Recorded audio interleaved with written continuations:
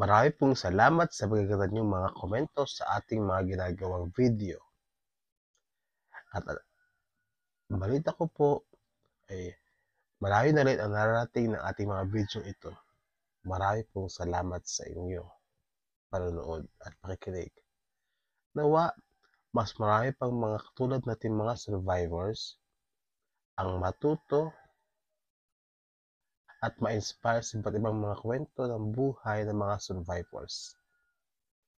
Muli po ngayong umaga, may panibago po tayong pag-uusapan na napakahalaga. Muli, ako po si Mr. Brave, isang stroke survivor. At welcome po muli sa ating podcast na kung saan pinag-uusapan natin ang mga paraan para tulungan ang ating mga utak at katawan na gumaling mula sa stroke.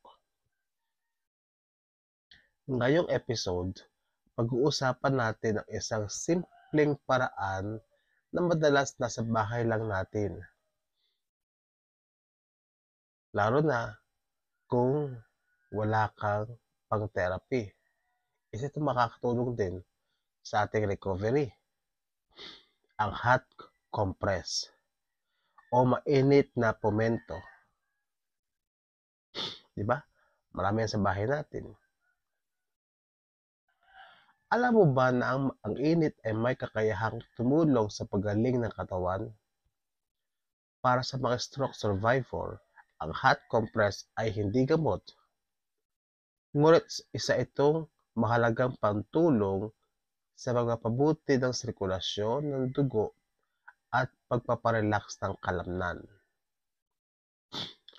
Kapag nilagay mo ang mainit na pomento o hot compress sa bahagi ng katawan na naninigas o masakit, lumalawak ang mga ugat, kaya mas dumadaloy ang dugo.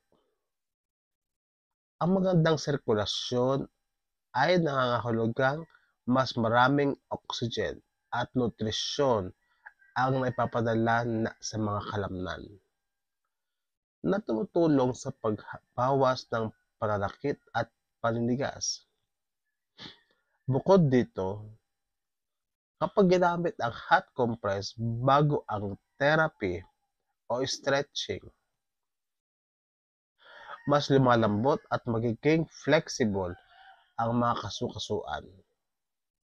Kaya mas madali nitong maigalaw ang ating mga kamay, braso o paa sa ehersisyo. At syempre, ang init ay may dala na ring relaxing effect. Nakatulong ito sa pag-alis ng kaba, stress at tensyon. Parang sinasabi ng init, kalma lang, kaya natin to. Ang hot compress ay dapat gamitin ng may pag-iingat. Huwag direktang ilagay sa balat. Balutin muna sa tuwalya at huwag sosobra sa 10 hanggang 15 minuto. Kung may sugat o pamamaga o hindi mo maramdaman ang init, mas mabuti magtanong muna sa iyong doktor o physical therapy. Kaya kung ikaw ay stroke survivor, tandaan natin, ang simpleng init ng pomento o hot compress ay makakatulong hindi lang sa katawan, kundi sa puso at isip ng isang survivor. Ako po, si Mr. Brave, stroke survivor. At ito ang ating podcast. Patuloy po tayong maghilom, gumalaw at magtiwala sa proseso ng pagaling. Maraming salamat sa inyong pakikinig at panonood.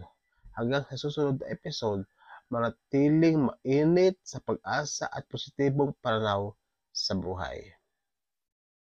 Bye-bye.